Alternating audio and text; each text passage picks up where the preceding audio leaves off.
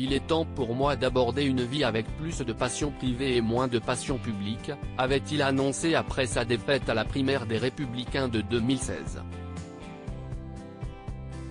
Battu par Alain Juppé et son ancien Premier ministre François Fillon, Nicolas Sarkozy s'était alors retiré de la vie politique pour le plus grand plaisir de son épouse, Carla Bruni.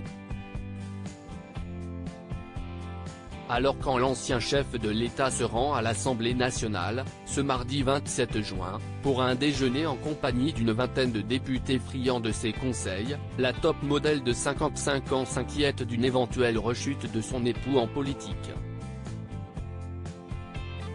J'ai eu Carla au téléphone, elle m'a dit « Reste calme, ne replonge pas », a ainsi plaisanté Nicolas Sarkozy au début de cette réunion de travail informelle dont Le Parisien se fait notamment l'écho dans son édition de ce mercredi 28 juin. L'ancien président de la République avait été convié par les 18 députés issus de l'aile droite de la majorité présidentielle.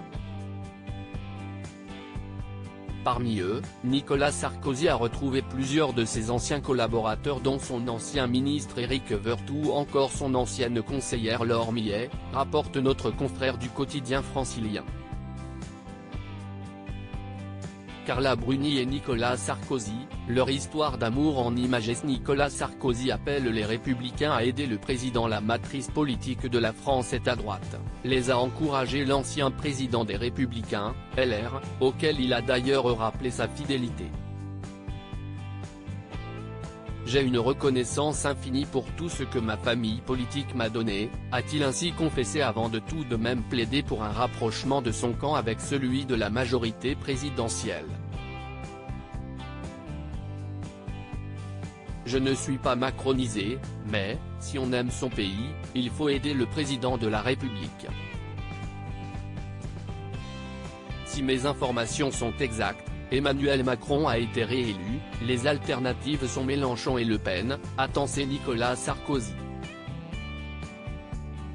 Et d'ajouter, à l'intention des macronistes, c'est le plus fort qui tend la main, pas le plus faible qui la prend.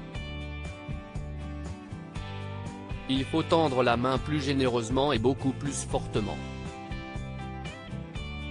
Ce sont donc des efforts dans les camps qui doivent être faits selon l'ancien maire de Neuilly-sur-Seine. Article écrit en collaboration avec 6 médias.